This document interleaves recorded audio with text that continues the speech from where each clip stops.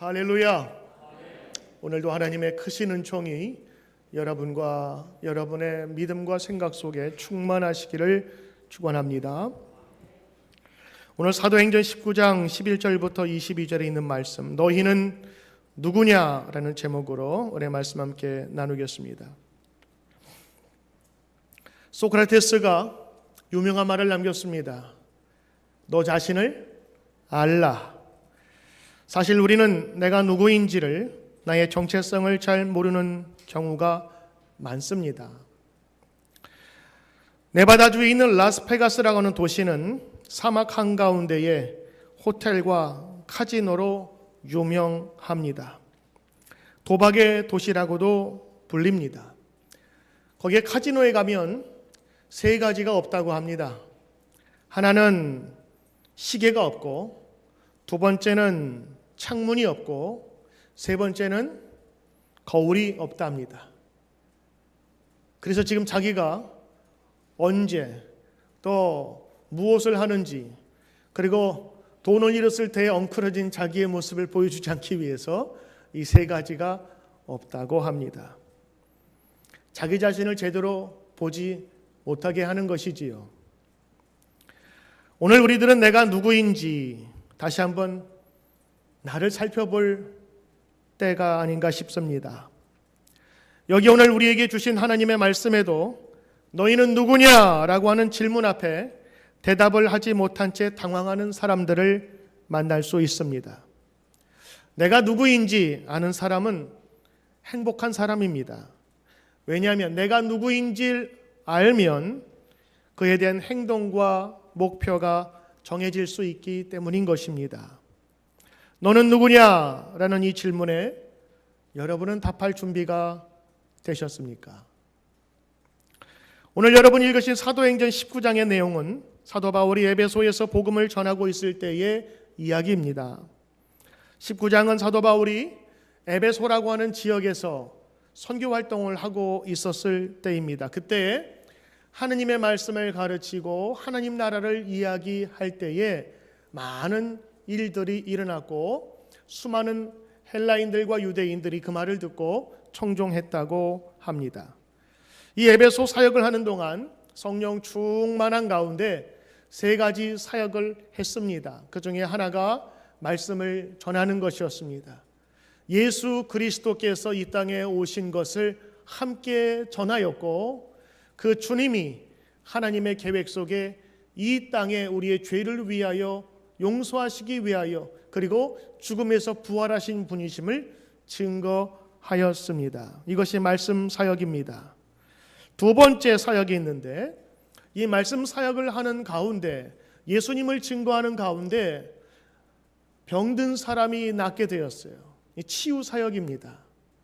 그래서 이 말씀을 듣는 중에 기도하면서 바울을 통해서 하나님께서 역사해 주셨어요. 11절에 보면 하나님께서 바울에게 힘을 더하여 주시고 능력을 주사 바울의 손에서, 혹은 바울이 가지고 있던 손수건이나 그가 앞에 차고 있었던 앞치마를 병자 앞에 덮어두거나 놓으면 병이 치료되는 그런 기적들이 일어났습니다. 성경에는 이것을 놀라운 능력이라고 표현했는데, 다른 영어 번역에는 amazing, 아니면 큰 능력, 또 깜짝 놀랄, 아니면 특별한 이런 단어를 썼던 것을 보면 보통 일이 아닌 특별한 이 치유 사역이 일어났음을 보게 되는 것입니다. 세 번째는 또 하나의 중요 사역이 있는데, 바로 그것은 악한 귀신을 물리치는 그런 사역이었습니다. 오늘 본문을 읽어보면 바울이 나타난 능력이 얼마나 희귀한지, 그가 일하거나 또 사용했던 손수건을 병든 사람에게 얹으면 병이 나을 뿐만 아니라 악한 귀신도 떠나갔다, 이렇게 얘기를 하고 있습니다. 당시 에베소는 거대한 도시였습니다. 군사도시, 로마의 군사도시였고, 또 많은 물자가 왕래하는 곳이었습니다. 특별히 에베소는 종교의 도시라고 할 만큼 아데미 신전을 중심으로 움직이는 그런 도시였습니다. 아데미 신전에서 풍요의 신이라고 하는 아데미를 섬겼는데, 그 아데미 여신은 여인의 모습을 하고 있고 또 가슴에는 수많은 이 방울 같은 것이 있는데 사실 그것이 많은 어린이들을 풍성하게 먹이는 여성의 그 가슴이라고 해요. 그리고 그 여신을 섬기기 위해서 그 수많은 사람들이 아데미 여신의 상을 조각해서 팔아서 경제를 유지하는 그런 거대한 도시였습니다. 에베소를 중심한 이 소아시아 지역에는 우상을 숭배하는 신전들이 많았는데 그 규모가 그리스의 파르테르 신전보다 4배나 클 정도로 어마어마한 그런 규모를 자랑하고 있었습니다. 자연히 많은 우상들이 있었는데 이 우상들을 섬기다 보니까 에베소에는 마술하는 사람들, 성경에는 마술이라고 그랬는데 주문을 외우는 사람들, 주술사들, 그러니까 지금 말하면 귀신을 쫓아내는 무당 엑소시스트들이 많았다고 합니다. 그래서 바울은 에베소에서 복음을 전할 때에 이런 온갖 종류의 악한 세력들과 능력 대결을 했던 것으로 보입니다.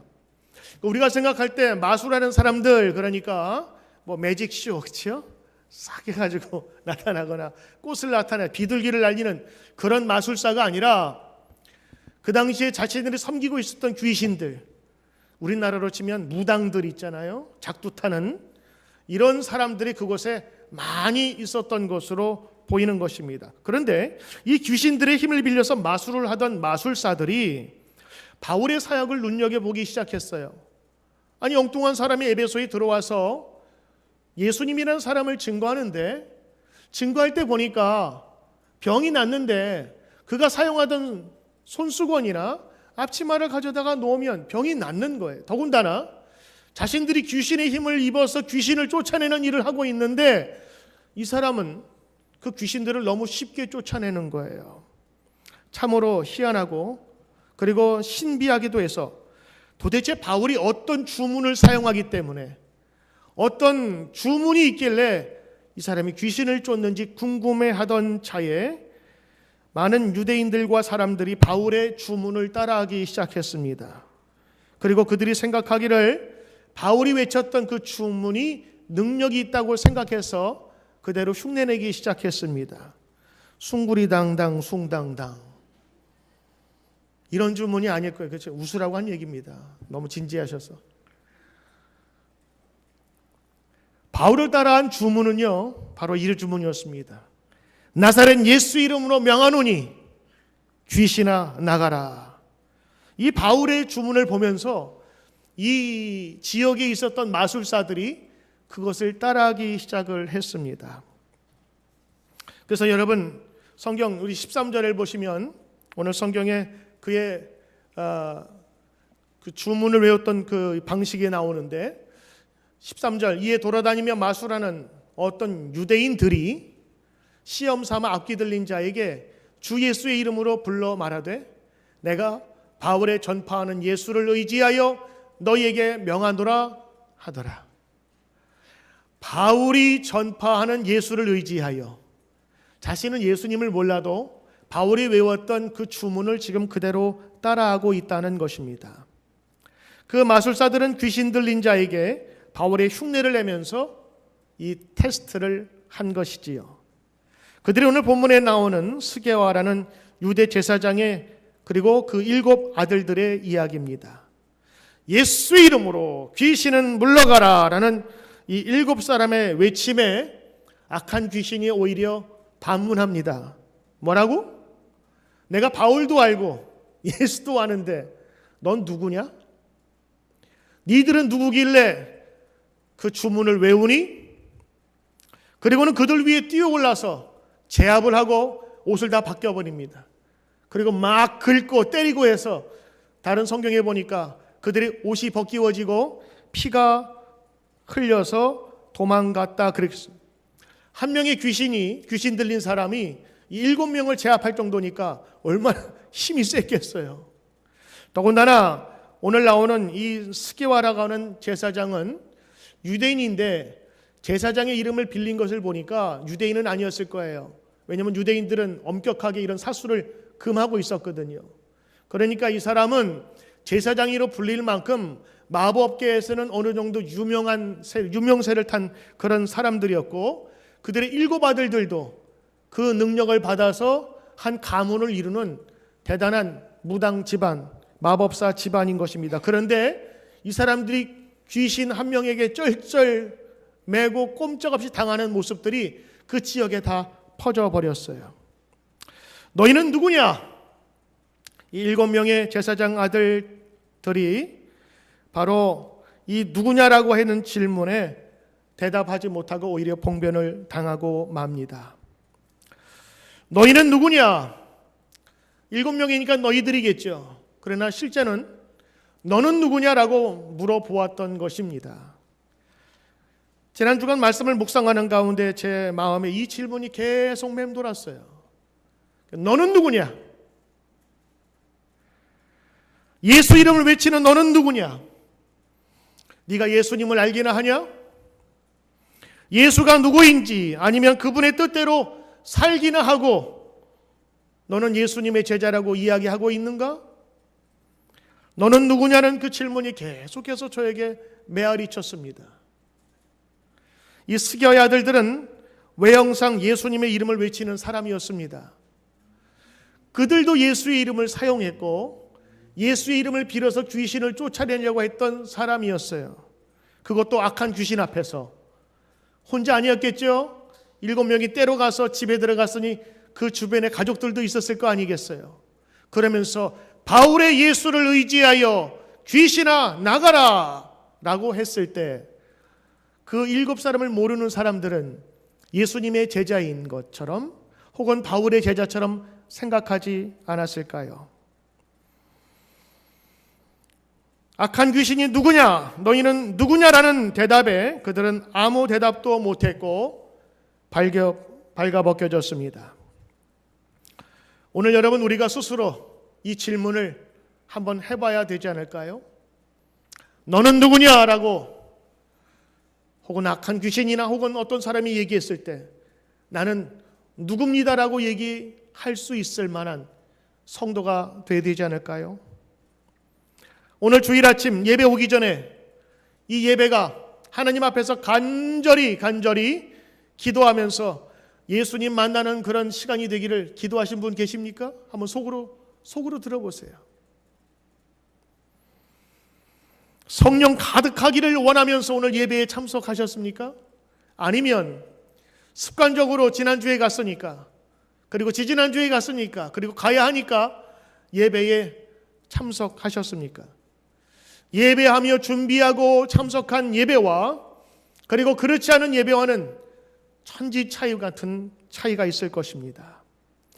예배 전 우리는 물어야 하고 기도하고 기대해야 합니다. 오늘 이 스게와와 그 7 아들들이 예수님의 이름을 사용했거든요. 다른 사람이 볼 때에는 예수 제자처럼 보인 거예요. 그러나 그들은 예수 믿는 사람도 아니었고 예수에 관심도 없는 사람들이었습니다. 이제 너는 누구냐라고 할 때 이들이 대답 못했어요. 왜냐하면 그들 가운데 예수님이 없었기 때문이지요. 그들이 원했던 것은 예수의 이름 빌려서 병 고치고 귀신 쫓아내고 돈 받는 것이 목적이었던 것입니다. 이 질문이 계속해서 저를 떠나질 않았어요. 다른 말로 하면 너에게는 바울이 전한 그 십자가의 보혈이 있는가? 당신에게는 예수님의 진리가 머무는가? 당신에게는 예수님이 전해준 사랑을 행하고 있는가? 당신에게는 성령 안에서 충만한가? 당신은 진실로 예수 믿는 사람인가? 아니면 예수 아는 사람인가? 너는 누구냐라는 이 질문이 저에게는 이렇게 여러 가지 버전으로 저에게 묻게 되더라고요. 외형과 모습은 크리스천인데 능력은 없고 껍데기만 남은 사람 바로 당신이 아닌가? 누가 보아도 당당하게 예수님의 이름을 외치던 그 7 아들들 바로 그 사람이 너가 아니냐라는 계속된 질문을 저에게 했던 것입니다. 오늘 우리는 성경을 읽으며 반문해야 합니다. 예수님을 알고 예수님을 사랑하고 그분이 전한 복음의 내용대로 살고 있는지, 아니면 껍데기 신앙으로 예수의 외침은 있고 예수의 이름은 사용하지만 내용은 없고 공허한 신앙인지를 우리가 다시 한번 돌아보아야 될 것입니까? 당신은 크리스천입니까? 당신은 성도입니까? 당신은 제자이십니까? 여러분, 이 질문에 여러분은 무엇라 대답하겠습니까? 누가복음 2장에 보면 예수님의 실종 사건이 나옵니다. 예루살렘에 갔던 예수님과 그 가족들이 행사를 마치고 돌아오는 길에 예수를 잃어버립니다. 12살 정도 됐으니까 애매한 나이예요.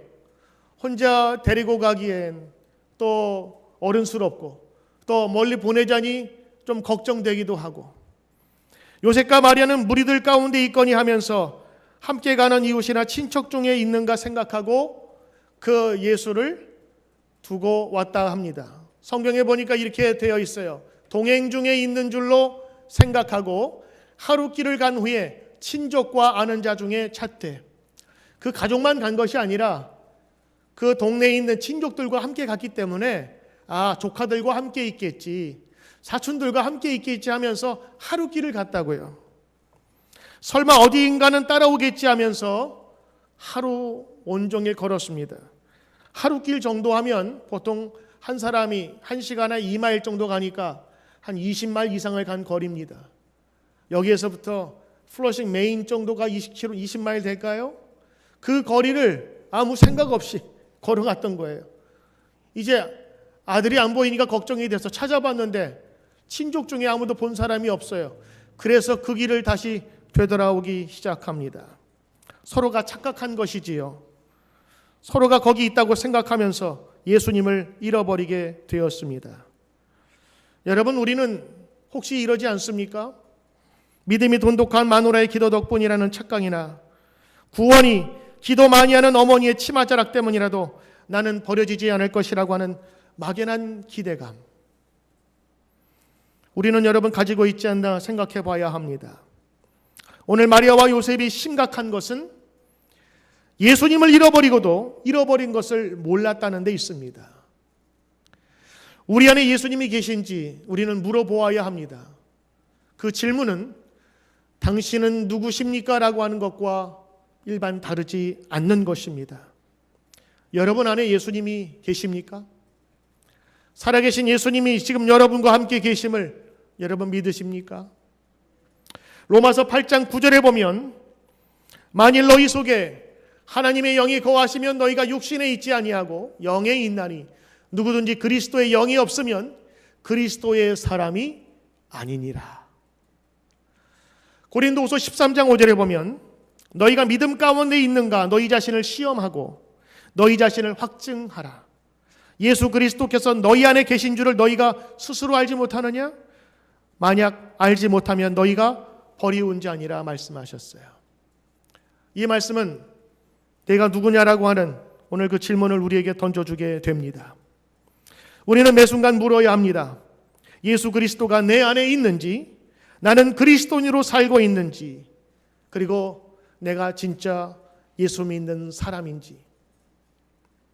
성경에 삼손이라는 분을 아시지요? 사사 삼손은 블레셋 여인에게 취하여서 자신의 힘의 근원이 머리카락에 있다는 나시린의 비밀을 털어놓게 됩니다. 블레셋 사람이 와서 자신을 잡으려 할 때 힘을 써서 도망가려고 합니다. 그런데 성경은 이렇게 이야기합니다. 드릴라가 이르되 삼손이여 블레셋 사람이 당신에게 들이닥쳤느니라 하니 삼손이 잠을 깨며 이르기를 내가 전과 같이 나가서 몸을 떨치리라 하였으나 여호와께서 이미 자기를 떠나신 줄을 깨달지 못하였더라. 성경에 등장하는 가장 슬픈 본문 중에 하나입니다. 이미 여호와께서 자기를 떠나신 줄 삼손만 몰랐어요. 자기는 예전처럼 하나님이 함께 계신 사람인 줄 알았는데 이미 하나님이 떠나버렸다고요. 그런데 그 사실을 모르고 방탕한 생활 속에서 자신이 하나님의 사람이구만 생각했던 것입니다. 여러분, 만약 이런 일들이 우리 가운데 벌어진다면 얼마나 슬픈 일이겠어요. 나는 예수님의 사람으로 알고 있었는데 예수님이 없다면, 하나님과 동행하는 줄 알았는데 하나님이 이미 떠났다면, 블레셋 사람은 그를 잡아 두 눈을 뽑아가지고 가사로 끌고 가 거기에서 소가 끄는 그 연자맷돌을 돌리게 했습니다. 연자맷돌은 원래 짐승이 끄는 거거든요. 사람이 짐승 취급당할 만큼 이제 낮아지고 천해졌다고 하는 얘기입니다. 하나님이 떠나니 그를 돌봐줄 리가 없어서 그는 이제 혼자가 되었던 것입니다. 하나님이 떠났으나 하나님이 자신과 함께 있는 것으로 생각하고 있는 사람이 많습니다. 어떤 분이 선교사로 나간다고 하시는데 걱정이 돼요. 그분은 늘 만나는 사람마다 불화를 일으키고 함께하지 못하는데 선교지에 가서 문화 다르고 언어 다른 사람과 만나면 어떨까라는 걱정이 먼저 앞서더라고요. 선교사로 가기 전에 먼저 이곳에서 하나님과 함께하는 방법을 터득해야 되지 않을까라는 그런 생각이 들어요. 어떤 분은 하나님이 자기를 크게 사용하셨다는데, 맞아요, 사용하시겠지요. 그런데 그분의 행동과 말투를 보면 전혀 성령과 함께하는 사람 같지 않아서 여전히 기도 제목이 되는 사람들이 있습니다. 하나님이 그에게 사명을 주었다고 할 때에 사명자로 살아야 하는데 그것이 보이지 않을 땐 우리는 그것이 기도 제목이 됨을 알게 되지요. 오늘 우리 모두 정신 차려야 될 것입니다. 왜냐하면 내가 너를 도무지 모른다, 주님이 말씀하실 수도 있는 그런 두려움 때문입니다. 저는 오늘 여러분에게 구원의 확증과 그리고 이미 구원받은 사람이 타락할 수 있는가라는 교리를 가지고 얘기하는 게 아닙니다. 우리 모두가 다 예수님 믿는 사람으로 이 자리에 앉아 있지만 너는 누구냐라고 얘기했을 때 나는 내가 믿는 예수님에 대해서 자신 있게 얘기할 수 있는 그런 성도가, 그리고 그 성도로서 살고 있는가를 다시 한번 확인하자는 것입니다. 하나님을 믿지 않고 기적만 쫓는 사람들은 참 신앙인이 아닐 것입니다. 오늘 스게와와 일곱 아들들, 그 사람은 가짜 그리스도인들이었습니다. 성경에는 유대인이었고 제사장이라고 그랬는데 유대인이었고 제사장이면 더욱더 그럴 수 없어요. 마술을 하지도 말아야 되고 그러면 돌 맞아 죽는다고 성경에 나와 있으니까요. 근데 이 사람들은 오히려 마법을 통해서, 주술을 통해서 돈을 벌고 있었던 사람들이었습니다.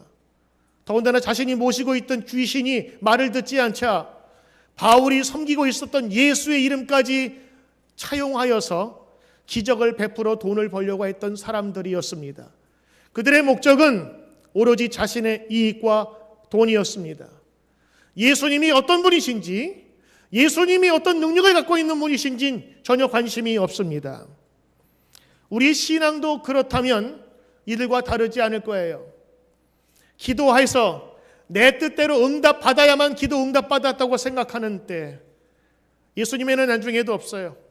하나님이 어떤 생각을 갖고 있는지, 하나님이 나를 향한 하나님의 뜻이 무엇인지, 하나님께서 이 세상을 어떻게 사랑하셔서 예수님을 보내셨는지, 그분이 어떻게 이 세상에서 죽었는지, 어떻게 부활했는지 전혀 관심이 없어요. 단지 내가 기도해서 내 응답 받으면, 내 이익이 채워지면 그것으로 만족하는 신앙인, 오늘 이들과 뭐가 다르겠어요?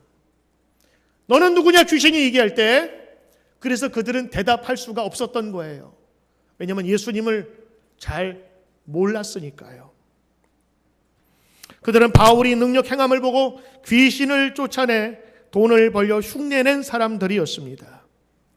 그래서 너는 누구냐라는 질문이 계속해서 한 2주간 동안 제 마음속에 맴돌았던 거예요. 교회를 하고 이민교회를 담당하면서 많은 사람을 만나게 되는데 정말 예수님 필요해서, 예수님이 나의 생명이시고 나의 주인이라서 신앙생활하고 교회 나오는 것이 아니라 예수 이름 이용해서 자기의 체면을 세우고 예수 이름 이용해서 자기의 무언가를 가져가려고 하는 그런 마음으로 내가 목회하고 가르치지 않았는가라는 그런 생각이 자꾸 들었어요. 이 일곱 아들들은 악귀를 쫓아내고자 예수 이름을 시험 삼아 외칩니다. 모든 사람이 예수의 제자인 줄 알았을 거예요. 근데 실상은 그렇지 않았거든요. 종교 행위의 단순한 모방은 믿음의 순종을 대신할 수 없습니다. 이 스게와와 아들들이 주님을 시험하다가 마귀에게 공격당한 일은 신자들의 회개와 마술을 행하던 자의 큰 변화를 가져오게 되었습니다. 이 사건으로 에베소에 큰 변화가 생기는데, 특별히 마술사, 이런 주문을 외우면서 귀신을 쫓아내는 그 집단들에게서 큰 변화가 일어나기 시작합니다. 왜냐하면 이 스게와와 그 7 아들들은 축구계로 따지면 호나우도와 메시와도 같은 사람들이었다고 생각해요. 그런데 이분이 전한 그 예수의 이름으로 전한 그 가짜가 귀신에게 큰 봉변을 당하는 것을 보면서 바울이 믿었던 그 예수님이 진짜인 것이 판명났기 때문이지요.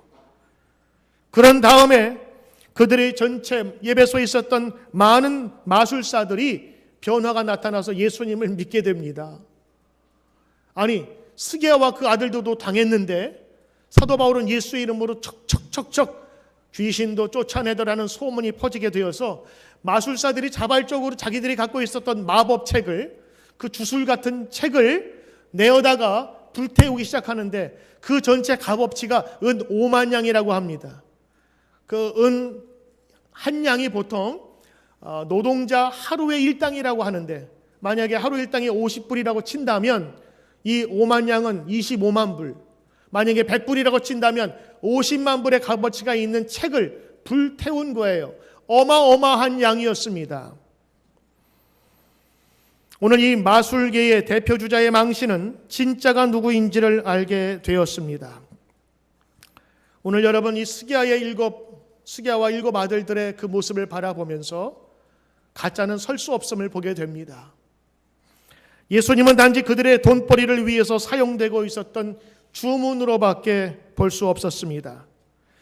그것을 귀신이 알아차렸어요.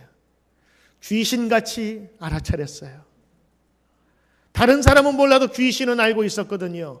그 속에 아무것도 없다는 것을. 그래서 그들에게 달려들어서 제압하고 빨개 벗겨 피 흘리며 핥고 긁어서 그들을 쫓아보내게 됩니다.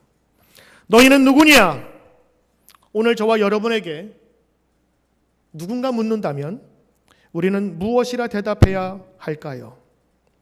예수라는 이름을 마치 단지 마술을 사용하기 위한 주문으로 사용했던 이 가짜 예수장이들은 너무도 악한 귀신에게 쉽게 정복당해 버렸습니다. 에베소에는 이런 주술과 마법으로 유명했는데 바로 그 당시에 사회적인 풍토를 엿볼 수가 있는 것입니다. 예수님을 믿는 태도가 아니었지요. 그들은 예수님을 단지 이용하여 자기의 목적을 이루려던 사람들이었습니다. 예수를 믿으면 복 받는데, 맞습니다. 복 받아요. 예수를 믿으면 장수한데, 맞습니다. 성경에 나와 있습니다. 예수 믿으면 전능하신 하나님이 도우신데, 맞습니다. 그런데 예수 믿는 목적이 그것으로 끝나버렸어요. 그래서 자기의 마음에 들지 않거나 자기의 뜻대로 되지 않으면 다니던 교회도 얼마든지 쉽게, 혹은 자기가 믿던 예수님도 얼마든지 쉽게 버릴 수 있는 신앙, 바로 이 7 아들들이 갖고 있었던 신앙의 종류라고요. 그들은 예수님을 이용해서, 아니 예수님을 흉내내서 자기의 것을 찾으려 했던 사람들이었습니다. 그렇다면 오늘 저에게 계속해서 들려졌던 이 질문은, 그와 같은 믿음으로 살았고 그와 같은 사람을 보았고 그런 사람들이 많았기에 제가 드는 염려 아닌가 생각이 들었던 것입니다. 예수님에 대해서 알지 못하면서 예수를 외치는 사람들, 귀신들이 묻습니다. 너희는 누구냐? 예수님으로 얻는 것만 관심을 갖고, 우리 신앙적으로 말하면 하나님 나에게 축복을 주시옵소서, 그래서 축복의 길이 열리고 내가 기도한 것이 응답되면 그때부터는 하나님 관심 없습니다. 내가 기도해서 그토록 어렵게 막혀있던 길이 열리기 전에는 그토록 하나님 찾더니만 내 것이 채워지고 기도의 응답이 되니 이제는 하나님 관심 없는 신앙. 여러분, 이 7 아들들, 예수 흉내낸 사람들, 거짓 사람들과 뭐가 다르겠습니까? 진짜라면 예수님 이름을 빌려서 귀신을 쫓아내는 것보다 바울이 믿던 예수님에게 더 관심이 있었을 겁니다. 예수님을 믿고 예수님을 알고 예수님을 따르는 그 삶이 더 가치 있는 것을 발견했으리라는 것입니다. 너는 누구냐? 라는 이 질문에 우리는 이제 대답해야 합니다. 너는 누구냐? 만약 악한 귀신이 묻거나 다른 사람이 묻는다면 우리는 이렇게 대답해야 합니다. 살아계신 하나님의 아들 예수 그리스도를 믿는 성도입니다. 예수님께서 십자가에서 나를 위해 나의 죄를 위하여 대속하시기 위해서 돌아가신 그 예수님의 제자입니다. 예수님을 믿음으로 나는 진리의 길을 걷게 되었습니다. 예수님을 믿음으로 모든 사람이 두려워하는 죽음 앞에서 나는 자유할 수 있고 예수님이 부활하신 그 길을 걷는 부활의 증언자입니다. 예수님은 우리를 위해서 먼저 십자가에 돌아가셨으나 부활하셔서 우리를 예비하시고 준비하신 천국에서 우리를 기다리시는 분, 바로 그 예수님의 사람입니다. 우리는 성령으로 힘입고 성령으로 능력을 행하며 살고자 하는 주의 종입니다. 여러분, 이 믿음의 고백이 너는 누구냐라는 대답에 우리 가운데 있어야 되지 않을까요? 한 두세 주간 이런 고민을 하면서 마음이 좀 어두웠을 때에 하나님께서는 우리 교인들을 통해서 저의 마음을 위로해 주셨어요. 우리 어제 한 교회에서 소그룹이 모였더라고요. 멀리 브롱스에서 오시는 분들을 위해서 일부러 시간을 8시 반으로 정하고, 그리고 함께 모여서 기도하고 십시일반으로 준비한 식사를 서로 나누고 서로 말씀을 나누고 기도하는 모습에 참 감동적이었습니다. 이 거짓 예수장이들을 마음에 두면서 혹시 우리의 신앙이 이렇지 않을까라는 걱정하던 차에 이 교회에서 함께 모여서 예수의 이름으로 축복하고 예수의 이름으로 힘을 내주는 그들을 보면서 가기 전에 제가 불러서 손을 꼭 잡고 기도했어요. 하나님, 이분들 예수 그리스도의 보혈로 젖어 사는 사람들 되게 하소서. 하나님, 이분들이 가짜 예수가 아니라 진짜 예수님 믿어 죽음과 어떤 고통 속에서도 예수님 아니면 안 되겠다는 믿음으로 행복한 신앙생활하게 하여 주시옵소서. 정말 다른 때보다 간절히 기도했어요.